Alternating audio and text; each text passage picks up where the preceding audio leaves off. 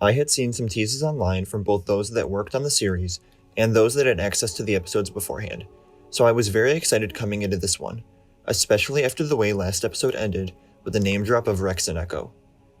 I was a bit disappointed when neither of them showed up, but I still have hope that we'll get an episode focusing on them before the season is over. This episode, however, shifted the focus back to Crosshair and the Empire, and I immediately became excited when we first saw him. His side of the story has always interested me more, at least this season, because it shows the phasing out of the clones and how different people or groups responded to it. Now that the defense recruitment bill is passed in the Imperial Senate, the clones are being forced into retirement as more and more recruits are brought in to serve the Empire. The majority of this episode takes place in an Imperial depot on Barton IV, and while it was a neat setting, I did get my hopes up seeing the thumbnail for the episode, thinking that it would be going back to Pantora, which was introduced in the Clone Wars. Not only is it a cool setting, but it would have connected to Senator Tucci playing a large role in the Coruscant episodes earlier in the season. But I was wrong, and this location still had plenty to offer the story.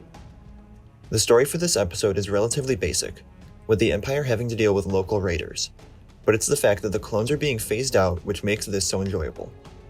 There's a prejudice against clones within the Empire, especially from the Lieutenant, because they're used equipment, as he calls them. Even though he's a relatively one-note villain in the episode, they definitely succeed in creating a character that was easy to hate. Even though Crosshair is technically a villain right now, it still hurts to see someone with such a harsh view of clones.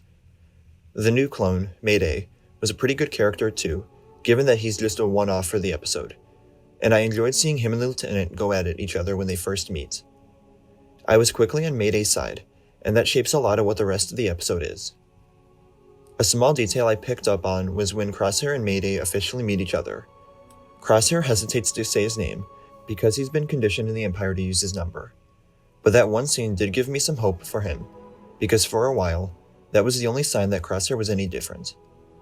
Like many others, I assumed the mission with Cody and his subsequent decision to go AWOL flipped a switch in him, one that made him realize what he was doing in the Empire was wrong. But for much of this episode, he appears to be the same cold-hearted soldier that we've seen throughout the series. The two clones search the base perimeter, and I really liked the kind of unique armor design that Mayday and the other clones stationed there had. It almost reminded me of a bit of what I've seen of Grievous as a Kaleesh warrior, wrapped in the lines of cloth paired with the armor.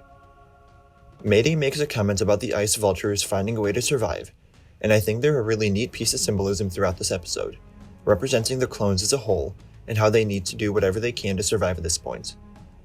The Empire is pushing them out and doesn't care whether they live or die, so it's up to all of them. The vultures have an almost constant presence, which creates a very ominous feeling whenever they are seen flying in the background of a scene. There's a little bit of action and suspense here and there, but none of it stood out to me all that much. The pressure mine didn't interest me all that much, partially because I knew Crosshair would end up being fine, with the main character plot armor this show has, so I think it would have added to the tension if the roles were swapped and Mayday was at risk. There's a short blaster fight at the Raider camp that I thought was good, but it did feel short. Both clones are buried in the resulting avalanche, and then Crosshair has to save Mayday and carry him back to the base. Even though it was fairly surface level, I love the callback to Crosshair supporting the Raiders' decision to drop the dead weight from earlier, because it does show a bit of his character development and where Crosshair's morals are at right now. He's staying with the Empire, but he still has a line for right and wrong when it comes to his comrades and brothers. I also never saw Crosshair with his helmet after the avalanche, so I believe that may be gone for good, a sign that Crosshair's time with the Empire is over. But that's basically confirmed in the next scene, when the two clones arrive back at the base.